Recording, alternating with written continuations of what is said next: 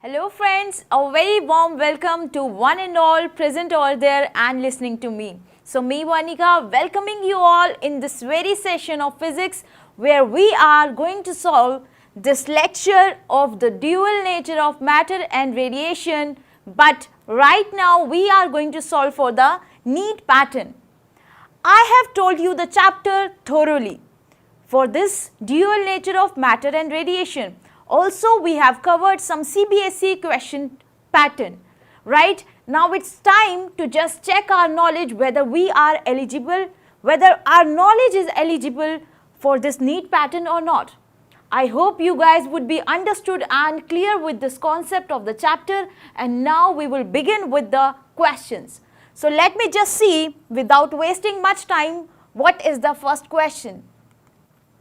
Alright, so the question says, before beginning the question, I must tell you that this is the question paper which we have made over the pattern of NEET. Earlier we had done the pattern based on the CBSE. The question level would be a bit higher, and in this session you will see that we are going to solve all the multiple type of question. In the CBSE we have done the subjective type because you are going to encounter with the subjective type questions in your board exams. But here for the NEET pattern we are going to see that we are having all the MCQ type questions. So let me just start with the first question, and the question says if momentum of particle is increased by 25%, then percentage change in wavelength is how much? Okay, so the question is based on, we can see the de Broglie wavelength, and that relation is lambda equals to h by p, where lambda is your de Broglie wavelength, h is your Planck's constant, p is the momentum of the particle. Here the question has been demanding that their momentum of particle has been increased by 25%. And we have to tell them the percentage change in the wavelength. Before just solving this, I just want to tell you how do we find the percentage change in anything, whether it is your maths, whether it is your chemistry, and whether it is your physics. Wherever you are asked to find the percentage change, what you have to do is, just look at this. This will be equals to the final value minus the original value divided by your original value into 100.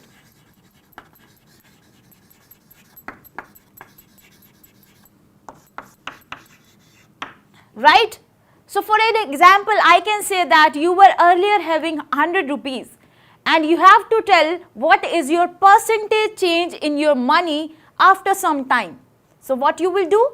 You will put the final value here, you will put the original value, the initial value upon the initial. You can write this original as initial also into 100. So this is the method how do we find the percentage change. Now in the question, the particle momentum has been increased by 25%. Now, how can we solve this? We know that momentum is denoted by this P. So, the percentage change that has been given would be written as, let us assume that final momentum is P dash.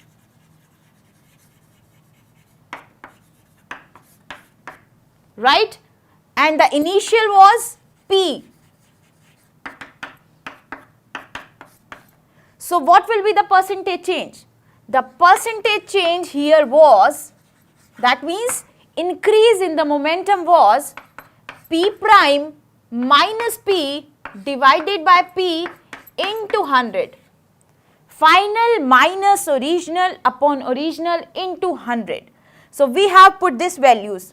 Now what we can do over here? this has been given to us.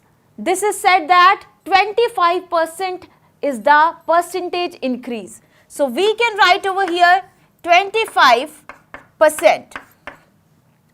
P prime minus P upon P into 100.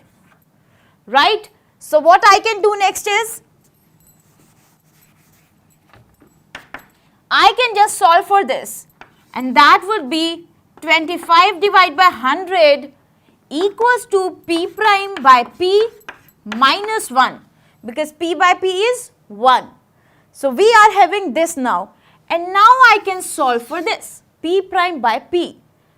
So let us just do that.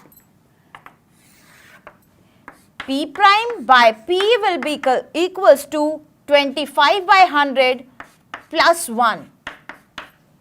That means you are having 125 by 100, or you can say your P prime is nothing but 1.25 of the original momentum.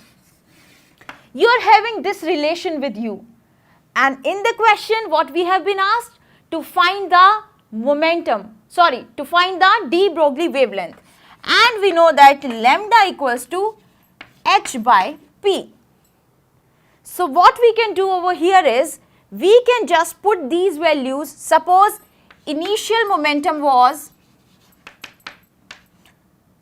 wavelength was lambda, and final wavelength was lambda dash, or you can say the lambda prime. Again, if we have to find the percentage change, that would be lambda prime minus lambda upon lambda into 100, right? Because we know this formula, how to find the percentage change. Now we have put these values, and we are having lambda prime by lambda minus 1 into 100. Now from this equation what you can see, lambda is what? H by P. So put this value into this equation, and we will be having P by P prime minus 1 into 100, isn't it? Because if you are going to put h by P prime will go into denominator, and if you are going to put h by P here, that would be going into numerator. So you are having P by P prime, and we know that P prime is what? 1.25 of P. So put this value into this equation, we would be having P prime is 1 by 1.25, this would be P, and this would be 1.25 P. Now you can see this P and P would be cancelled. So my equation is left with one simple thing, and that is, I am going to remove this now.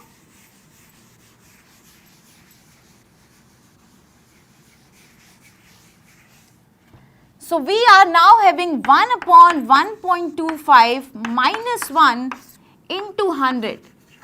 That means you are having 1 minus 1.25 divided by 1.25 into 100.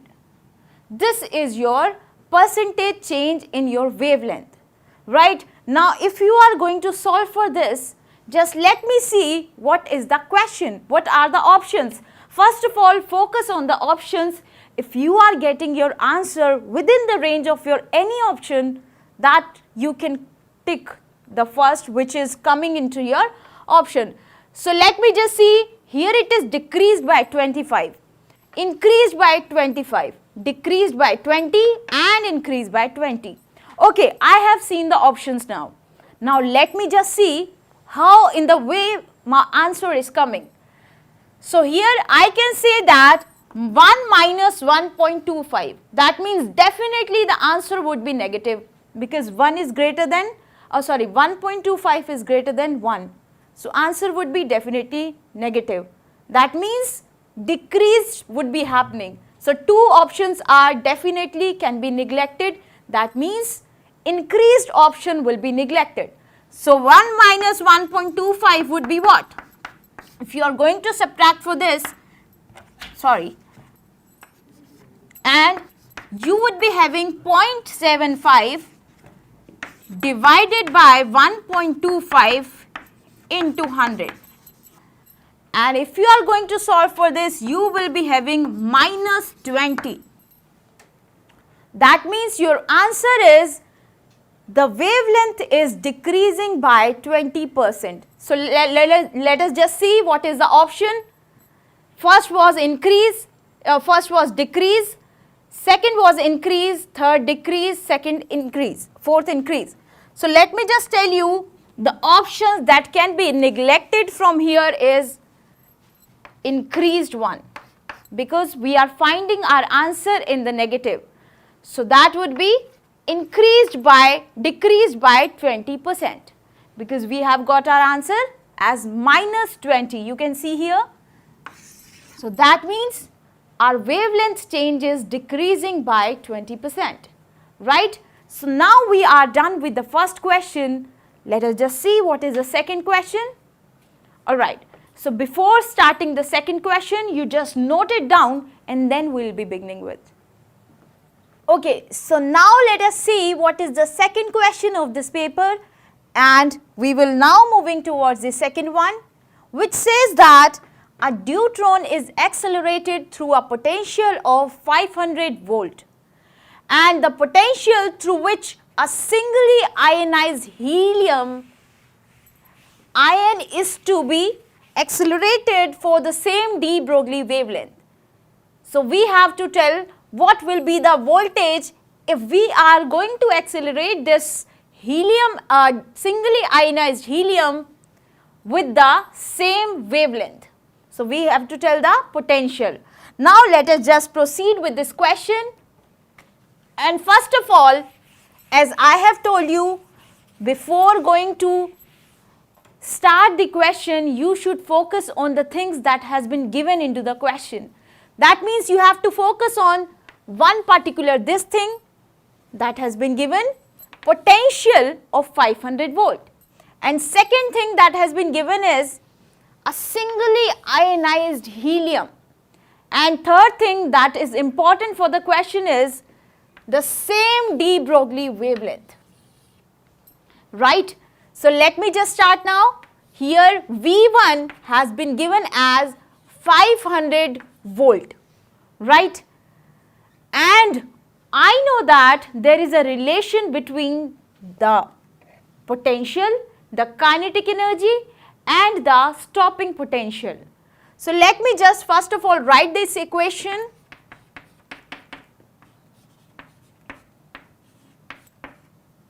This is the equation which is called as Einstein's photoelectric equation, right? So basically, if you are going to solve this chapter, you will going to see this equation maximum number of times, because this equation is the soul of the chapter.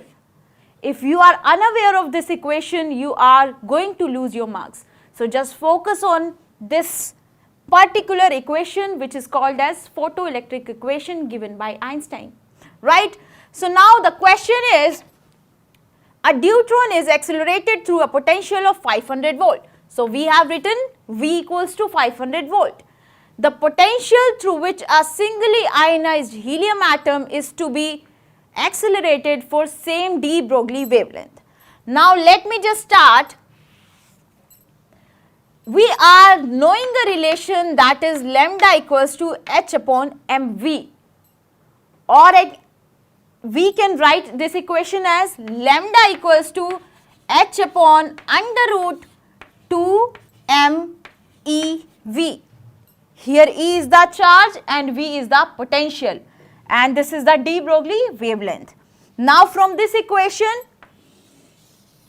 this particular, we are going to proceed. So first of all, you have been given for the same de Broglie wavelength. If you first of all find the value of wavelength from this, then this value can be put into the another equation to find the value of V. So basically, I am writing lambda equals to h upon under root 2 me into V. V has been given as 500. Now if you will focus on the question, you will see that they have given us a deuteron. Deuteron is what? Deuteron is the isotope of hydrogen which is denoted as 1h2. That means its atomic number is 1, its mass number will be 2. And singly ionized helium. What do we mean by singly ionized helium? You have learned something about the alpha decay. What is alpha decay? When alpha particle is reduced from any atom, that means 2He4 is going to be reduced. So your atomic number will be reduced by 2, your mass number will be reduced by 4. So now, if we are saying that this is a singly ionized helium atom, ionization means removal of electron. Singly ionized means removal of one electron. Doubly ionized helium means removal of 2 electrons. So here you can see singly ionized, so that means earlier it was 2He4, the helium atom. Now if one electron has been removed, it has become a singly ionized helium atom, ion. So the helium ion now will be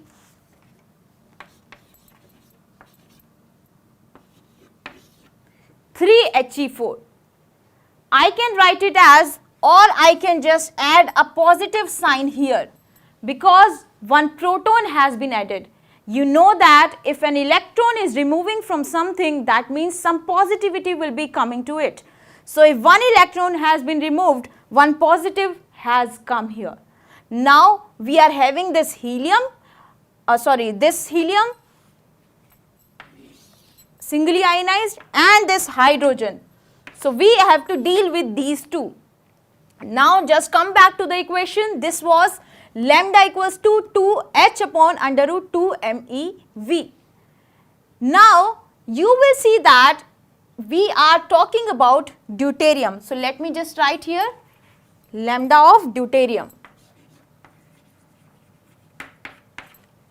This is the wavelength for deuterium.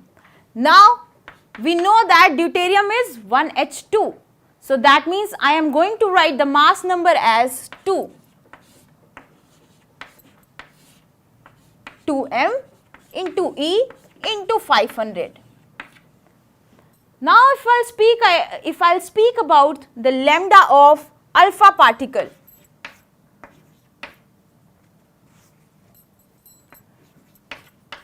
So that would be H upon under root 2m. Now you can see here mass number of alpha is 4. So we are going to write this mass as 4m into E into, right now we have to find this voltage.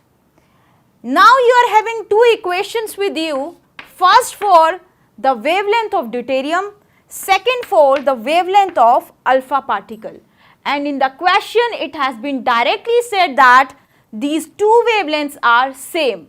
So what I am going to do is, I am just going to put this value here, that means H upon under root 2 into 2m E into 500 equals to this 2 into 4m into E and V. Now what you can deduct from here? This H and H is getting cancelled. So now we will be having, just look at this, under root, this would be 4me. So this is 4me into 500 equals to under root 8me into V. So what you can do from here is, this is nothing but the 4. So just make it more clear, this is 4. Now this under root and under root, if you are going to just square both the sides, your under root will be getting cancelled. So basically you are having 4me into 500 equals to 8me into V. And we have to find the value of V, the potential. So it is a very simple equation that we have got now. Now me and me would be getting cancelled. 4 into 500 equals to 8 into V. So V will be 4 into 500 divided by 8. So 4, we have got the V as 250. Now let us just see, is there any option which is having 250 as answer? So just move towards the question, and yes, we can see that there is an option number C, which is having 250 volt. So that means we have done it correctly. The answer is C, that is 250 volt. So right, you have to proceed with any equation which you are going to find easy, which you are going to correlate with the values that has been given in the question. Suppose if you are given de Broglie wavelength and you have given momentum. So what you have to do is you have to find a relation, you have to find a formula in which you will be seeing that there is a relation between momentum and the de Broglie wavelength. Whenever you are going to read the question, just concentrate on the syllabus that you have covered. If you are going to focus over the things, you will definitely remembering all those formulas, all those concepts very clearly. Just take a deep breath, eat good food, because good food is nothing but the key of your success, I would say. Success comes from hard work, and hard work comes from the good health. So be a fit person. If you will remain a fit person, you will be able to do the hard work, and then you will be definitely going to succeed. So eat good food, just take care of yours. And now, without wasting so much of time, let us just see what is the third question. Alright. So now the third question says that in a photoelectric experiment, if both the intensity and frequency of the incident light are doubled, then the saturation photocurrent will be what? Whether it will remain constant, it will be halved, it will get doubled, or it will become the 4 times. So we will see that now.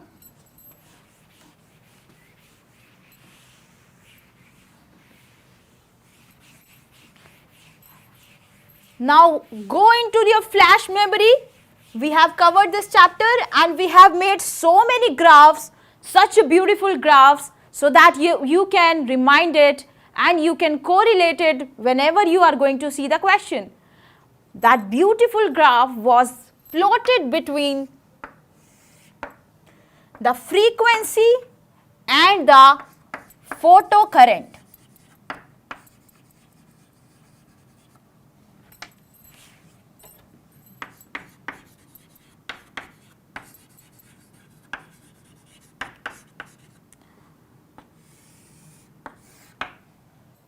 Now we have seen in this graph was that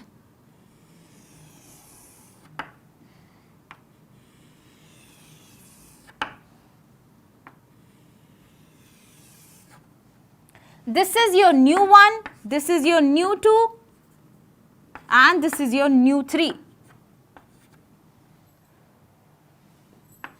This is your saturation current.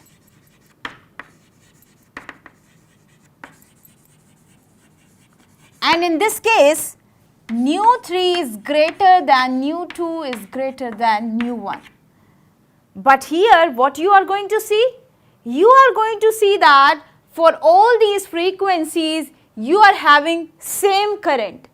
That means this saturation current is independent of the frequency.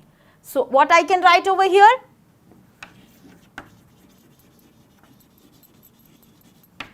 Saturation current is independent of frequency. But in the question, another thing has been said. First of all, they were saying if both the intensity and frequency, we have cleared with this that frequency will be not affected.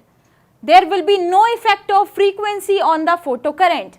Now it's time to just see what will be the effect of intensity over the photoelectric current. So now we have seen that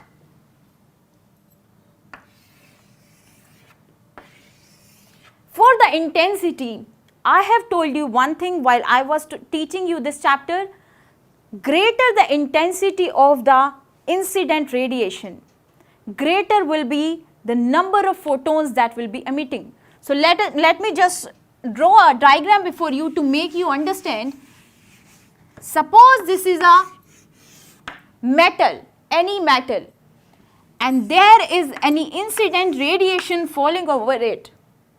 What happens is, what is the intensity of this radiation will be deciding the number of photons that will be emitting from this. So greater the intensity of photon, number will be the electrons that will be emitting. So that means intensity is proportional to number of photons. And when you will having greater number of photons, you can say we are having greater amount of current. So that means greater the intensity, greater will be the current. So we can just directly write over here, current is directly proportional to intensity. Now here in the question they are saying, if intensity and frequency are doubled. If intensity will be doubled, photocurrent will be definitely doubled, because we have seen current is proportional to intensity. Proportional means if one thing is increasing, another thing will be going to increase simultaneously. So that means if your intensity is doubled, your current will get doubled. And frequency, it is showing no effect. So that means we are just not bothering about the frequency, because there is no relation between frequency and the current. So definitely if the intensity is getting doubled, your photocurrent will be doubled. This is such a simple question. You would have to focus on your concepts, basic concepts. Let me just tell you, this is that chapter which is a very scoring one in the NEET exam, because you are going to find such an easy question from this chapter, which will be totally based on either the photoelectric equation or such graphs. So focus on these graphs. You are going to see not more than 4 graphs in your book. Just read these graphs carefully. What is going to be plotted on the x-axis, what is going to be plotted on the y-axis, and what is the relation between these. We have concluded these 2 things from this graph. So that is how you have to understand all the inferences that we can draw from the graphs, and there are not more than 4 graphs in your book. You can just make a core concept clear about the graph, make a core concept clear about the Einstein's equation, about the de Broglie wavelength, and your chapter is finished. This is such an easy chapter and such a scoring chapter. You can score very good marks. As you have seen, we have completed the 3 questions which was totally based on such things. So now let us just see what is the 4th question, and we'll focus on that. Alright. So the 4th question says, an alpha particle moves in a circular path of radius 0.83 centimeter in the presence of a magnetic field of 0.25 Weber per meter square. The de Broglie wavelength associated with the particle will be, we have to find that. So now let us just start with this.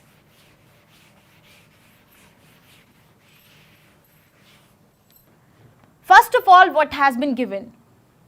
An alpha particle. Now if you have seen this is an alpha particle, you will directly using the mass as, the charge as 2e, because you know that alpha particle is what? 2He4. So that means your atomic number will be 2. You are going to multiply the charge that we are going to use in the equation by 2. I have made you very clear about this. So don't forget to apply 2e in place of e. Right? We have seen the very first thing in the question. And now it is moving in a circular path of radius 0.83 centimeter. Radius is 0.83 centimeter, or you can write it in a standard way, that means in meter. Right? 10 raised to the power minus 2 meter. Again, if I see, I can see the magnetic field has been given. That means B has been given and it is 0.25 Weber per meter square. Right? We have to find the de Broglie wavelength. See, the question left up to this much. Again and again, either we have to find the change in de Broglie wavelength or we have to find this de Broglie wavelength. So this is such an easy question. You should be knowing just 2-3 formulas and you will be clear with that. Now let us just see, the wavelength has to be found in this question. And we know that lambda equals to h upon mv.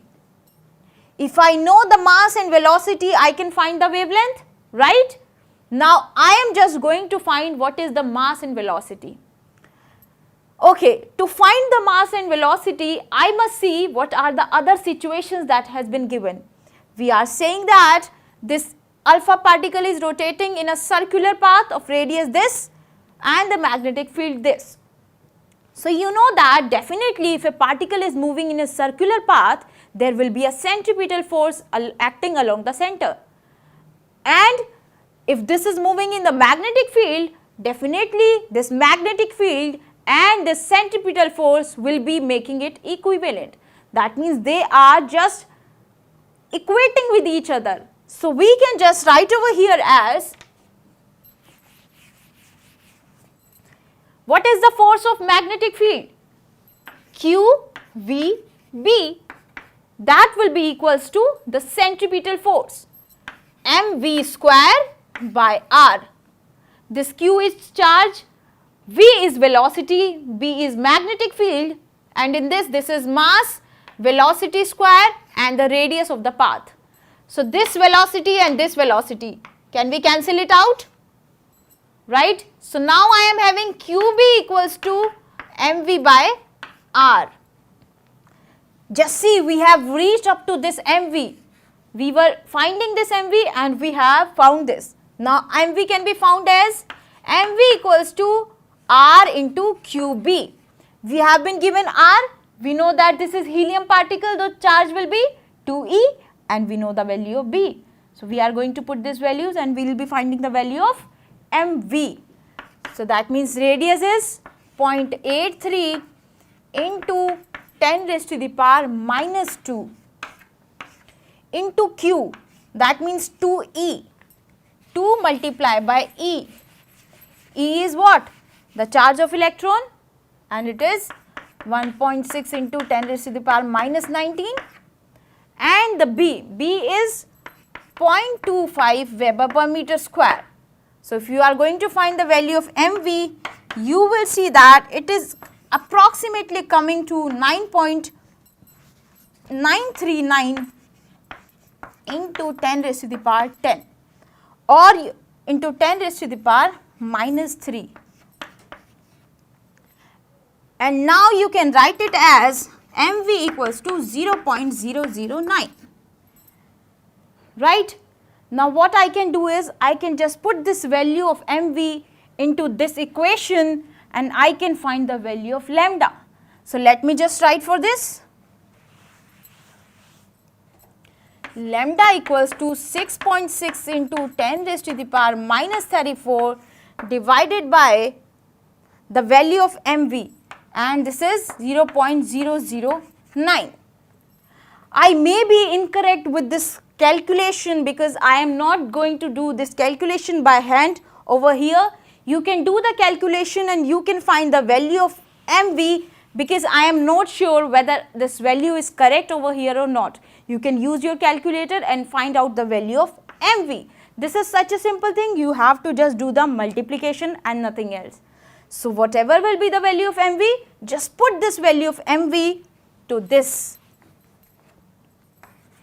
mv, and whatever will be the answer, the fraction, that will be the value of your wavelength. So let us just see, this is 1 angstrom, 10 angstrom, 0.1 angstrom and 0.01 angstrom.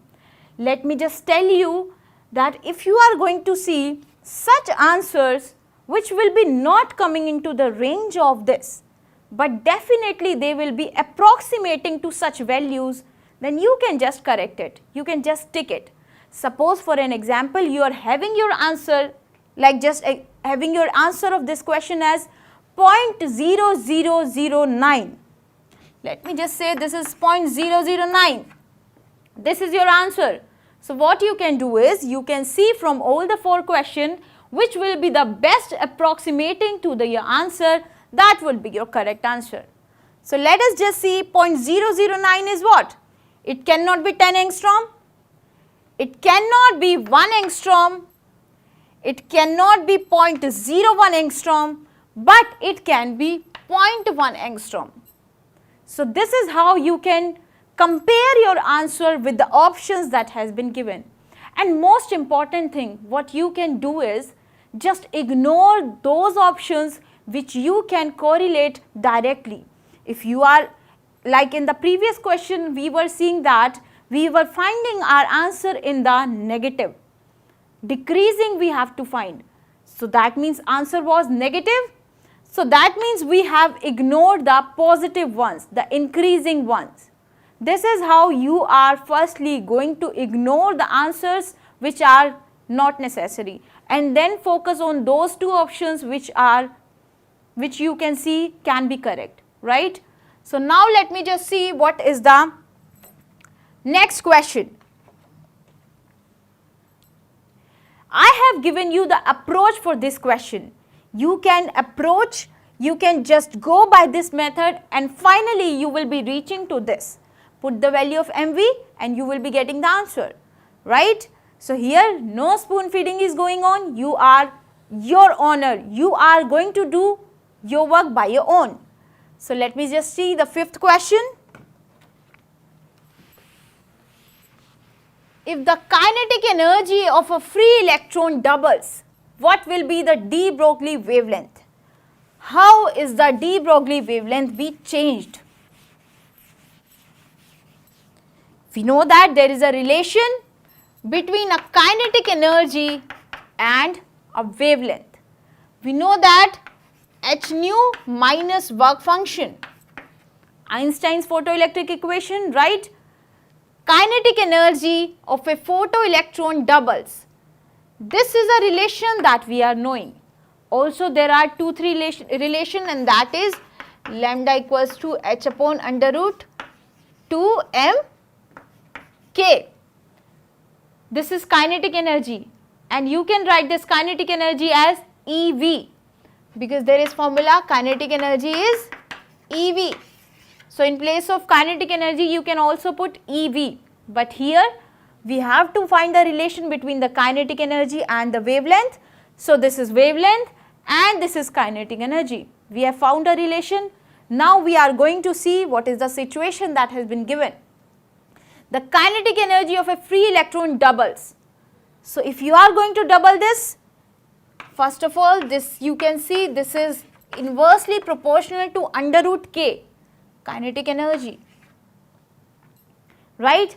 Now if you are going to twice the kinetic energy, what will be your de Broglie wavelength? Lambda will be 1 upon under root 2 kinetic energy. So definitely we can see here lambda is 1 by 2. Lambda has been changed by lambda by 2. So this is how we can say the relation between de Broglie wavelength and the kinetic energy will be 1 by root 2, right? So this was the very simple question. You just knowing the formula, you can do the answer.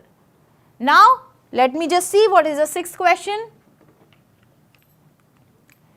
Okay. So if in a photoelectric cell, the wavelength of incident light is changed from 4000 angstrom to 3000 angstrom, then change in stopping potential will be. Again I will be telling you that now you are going to find the formula in which there will be a relation between the wavelength and the stopping potential, right? So let me just start with that. we have been given the wavelength has been changed from 4000 to 3000 angstrom, and we have to find the change in stopping potential. Suppose this was V2 and this was V1. I have to find this V2 minus V1, and I know one thing, that is kinetic energy is E into V. This we know that, and we can also write this energy as H into nu, because again this is the energy. So EV equals to H nu. Now we know that nu equals to C by lambda, by the de Broglie wavelength. So EV equals to HC by lambda. EV1 equals to HC by lambda 1. EV1 equals to HC by lambda 1, and EV2 will be HC by lambda 2. So do one thing, just subtract these two equations to find V2 minus V1. Suppose this is equation number 1. This is my equation number 2. What I will do now is, I will subtract this 2 from 1. The 1 from 2. That means EV2 minus EV1 will be equals to HC lambda 2 minus HC by lambda 1. So what next? You can take HC as common, and you will be having 1 by lambda 2 minus 1 by lambda 1. This will be your EV2 minus V1. You have to find V2 minus V1, to you can just bring this E to this side. That means HC by E. Now you can put the values and you will be getting your answer. Just put the values, and the values will be into 3 into 10 raised to the power 8, that is the speed of light. Value of H is 6.6 into 10 raised to the power minus 34. E is what? The charge of electron. This, and 1 by lambda 2. Lambda 2 was given as 3000 angstrom. Lambda 1 is given as 4000 angstrom. So just put the value of lambda 2, 3000. Angstrom is 10 raised to the power minus 10. So we can multiply this, minus 1 upon 4000 into 10 raised to the power minus 10. Is it visible to you? Okay. So now what we can do is, whatever will be the value that is coming,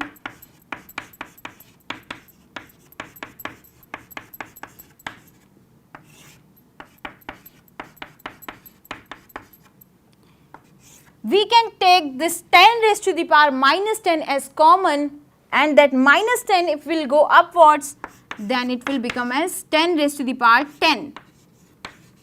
3000 minus 10 raised to the power 10 by 4000. Now you have got a very simple equation of V2 minus V1, and if you are going to solve for this, you will see that your value will be coming out. This will be coming out to be equals to approx 1.03 volt. If you are going to use your calculator and find the value of this equation, this particular equation, this value would be coming out to be equals to 1.03 volt.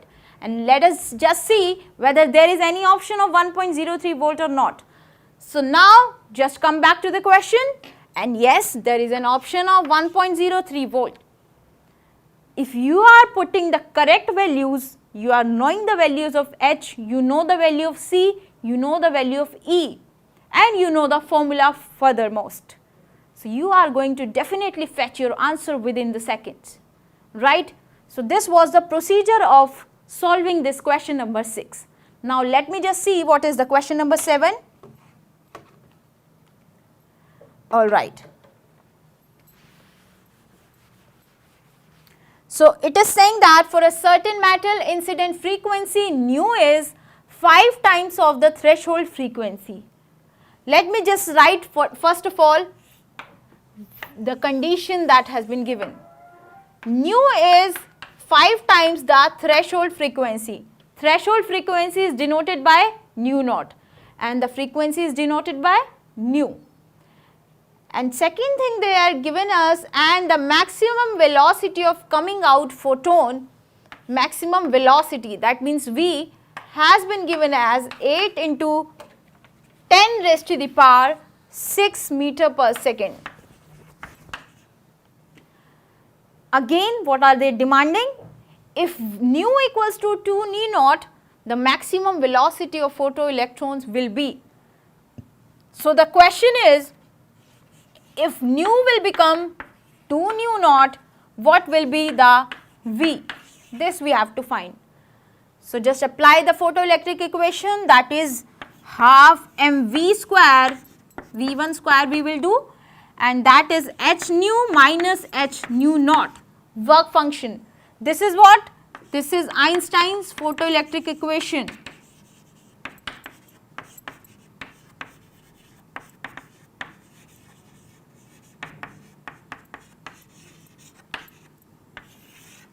We are applying this. Now half mv1 square. So put this value, half mv1. V1 is given as 8 into 10 raised to the power 6 and V2 we have to find. So V1 is 8 into 10 raised to the power 6 square equals to h nu. Now here in the first situation nu is given as 5 nu naught. So just put this value, 5 nu naught into h minus h nu naught. We have put 5 nu naught in place of nu. So now what you can see, we can subtract these two terms and that we will be having as half m 8 into 10 raised to the power 6 square equals to 4 h nu naught. Now consider this as equation number 1. Now just see what is the second one.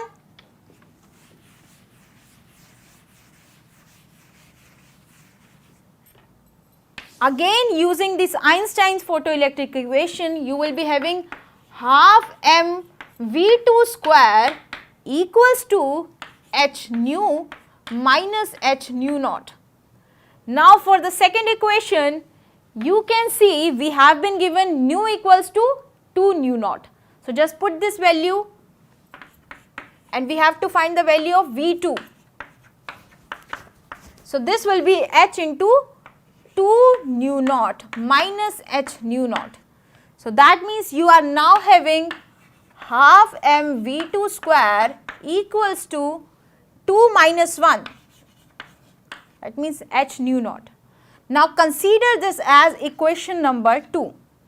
To find the value of V2, what we can do, we can just divide these two equations, dividing 1 by 2.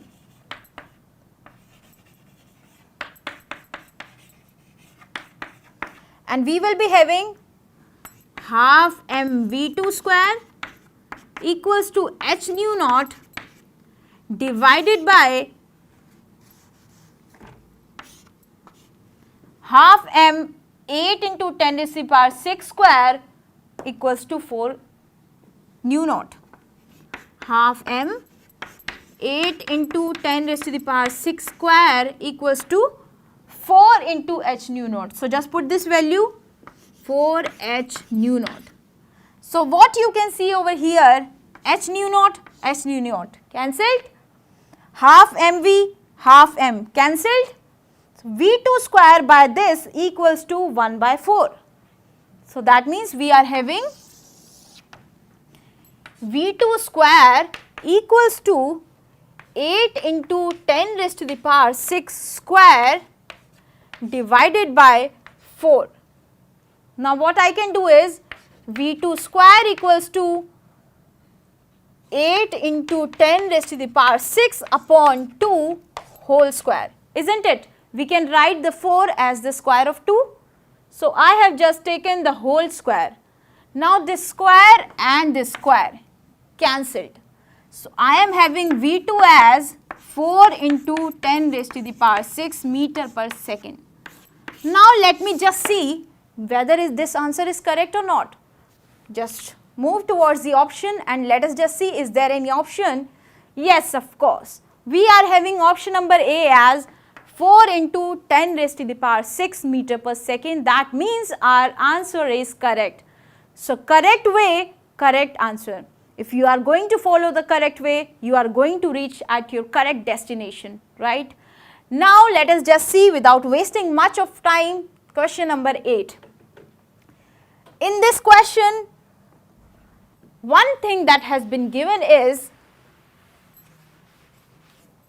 the maximum wavelength of a beam of light that can be used to produce photoelectric effect on a metal 250 nanometer. Maximum wavelength has been given as 250 nanometer. Now, before starting this, let me just introduce you with one thing, that is the threshold wavelength. If you are aware of this chapter, you would be aware of one thing, that is the threshold frequency and threshold wavelength. What do we mean by threshold frequency? It is that minimum frequency below which no photoelectric emission will take place. And you know that frequency is inversely proportional to lambda. If we are saying that this is the minimum frequency below which photoelectric emission will not take place, and we are saying that this frequency is inversely proportional to lambda, that means this would be the maximum wavelength above which no photoelectric emission will take place. Minimum frequency and maximum wavelength. So let us just see in the question, they are saying that the maximum wavelength of a beam of light that can be used to produce photoelectric effect. That means they have given us the threshold wavelength. So I can just write it as lambda naught equals to 250 nanometer or 250 into 10 raised to the power minus 9 meter, right? Now let me just see the second thing, the energy of the electrons in the joule emitted from the surface of the metal when a beam of light of wavelength 200 nanometer is used. So basically lambda has been given as 200 nanometer, or you can say 200 into 10 raised to the power minus 9 meter, and we have to find the energy. Where is the energy gone? Just put your energy in solving this question and you are able to then find the energy. To bring out the energy, you have to just keep you warm up. Just be aware of what we are doing right here. As you do the exercise, as you do the warm up before starting the gym, this is the warm up for your IIT, JEE Mains or NEET or your JEE Advanced. This is such a warm up kind of thing. I am going to making you warm up so that you get charged and you get all your energy into your exam. Put your all efforts in your exam and you will be definitely going to succeed. Now we have to find the energy. How to find the energy? We know that again Einstein's photoelectric equation, kinetic energy is hc by lambda minus hc by lambda naught. So definitely we are going to find from here hc into 1 by lambda minus 1 by lambda naught.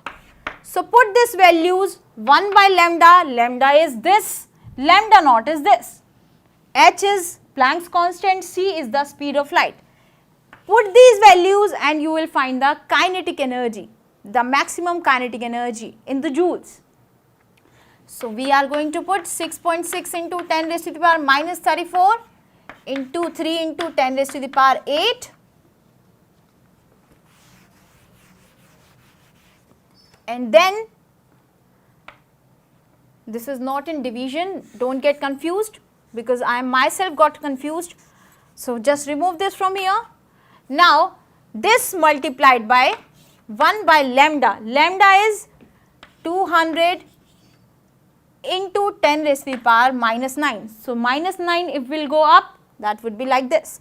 Minus 1 by lambda naught. Lambda naught is 250. So now by solving this, you will be having your value.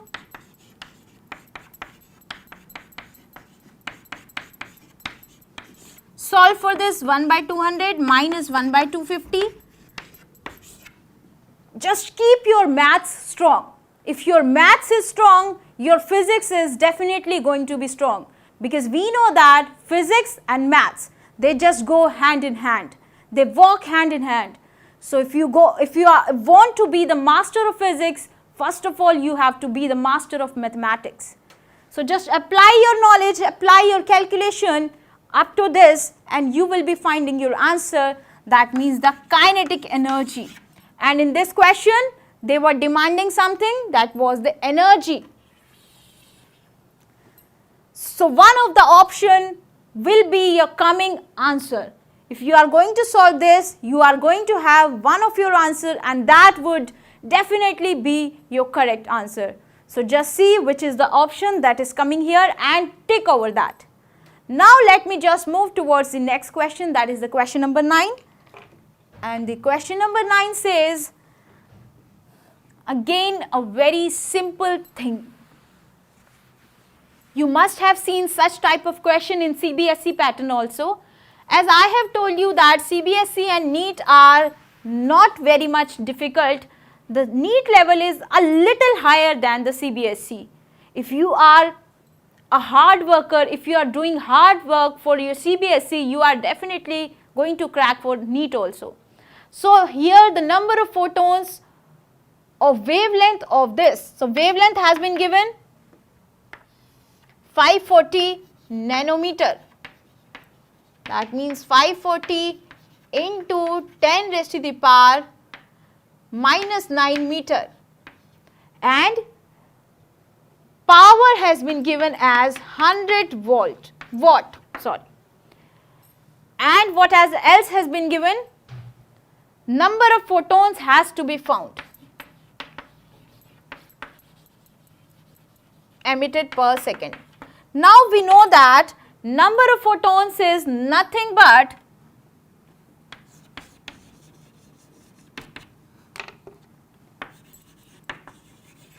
into number of photons into energy.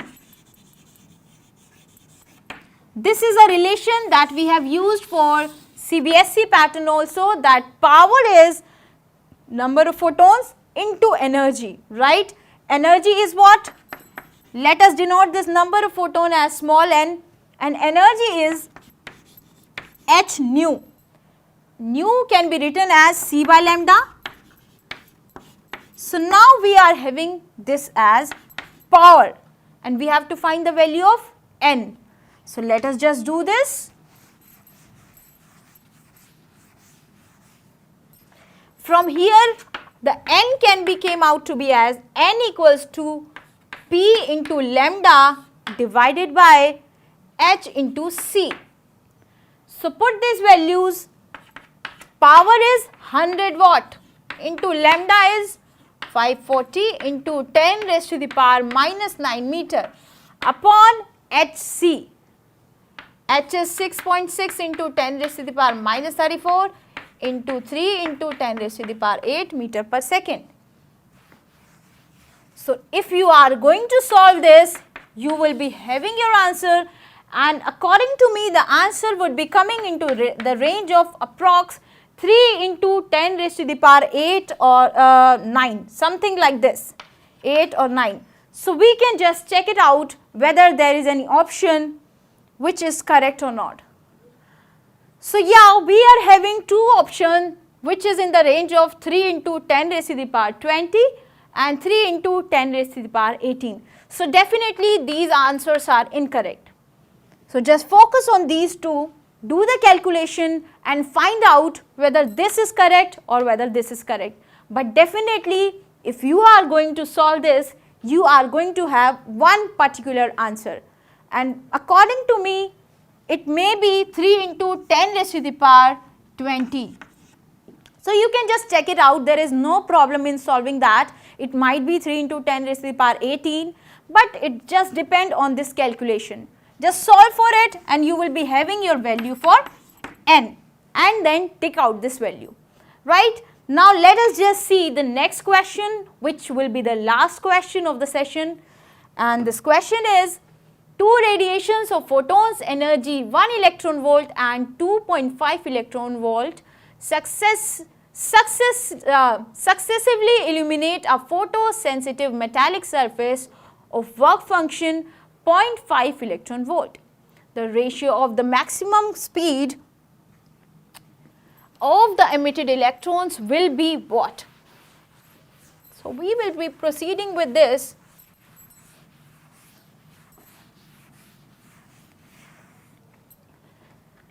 Photons energy has been given as 1 electron volt and 2.5 electron volt. So let me just begin with again the photoelectric equation.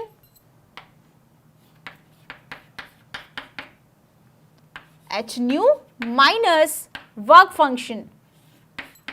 Work function has been given as 0.5 electron volt. So that means phi has been given as 0.5 electron volt. And the energy that means H nu, energy of photons, they are giving as 1 electron volt and 2.5 electron volt. And we have to find the ratio of the speed. That means if I am going to use this equation, half m v1 square equals to H nu. First of all, we are using the first energy, that means 1 electron volt.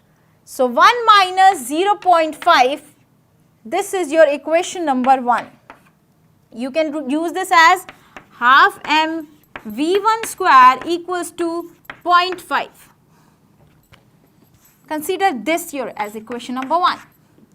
Now, for the second part, we can say that half m v2 square equals to H nu. Now, H nu is 2.5 electron volt minus phi naught, that means 0.5. So, we can write over here half m v2 square equals to 2.5 minus the work function, and the work function is 0.5. So, minus 0.5. So, now you will be having it as half m v2 square equals to 2.0. Consider this as your equation number 2. Now, divide this equation and you will be having your ratio of the maximum speed of emitted electrons.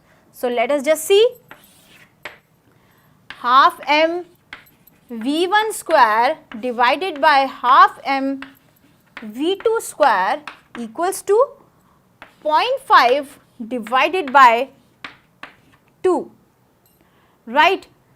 Half m cancelled. So, v1 by v2 whole square is, I can remove this, 5 by 20. So, now I will be having v1 by v2 1 by 4, or I can say that v1 by v2 is 1 by 2. So, we can just now check whether there is any option of 1:2 or not. So, yes, there is any option, the option number B here, 1:2. So, that means the correct approach, the correct answer. So, this was your question number 10, and the way of proceeding this question was like this. If you are going to proceed with the same manner, you are going to have your correct answer, right? So, we are now done with the just practice of the NEET pattern question. Next, we will be meeting again with some question which will be basically based on JEE Mains pattern. So, we just want to have your practice to keep your warming up so that you will be getting ready for your exam and you are not get scared of your JEE Mains and JEE Advanced. So, get ready for your exam, get ready with your practice, get ready with your revision, because practice makes a man perfect. If you are going to do the practice in a regular manner, you are going to get succeed. So, good luck for your exam, good luck for your practice, good luck for your revision. Just take care. We will meet again. Bye bye.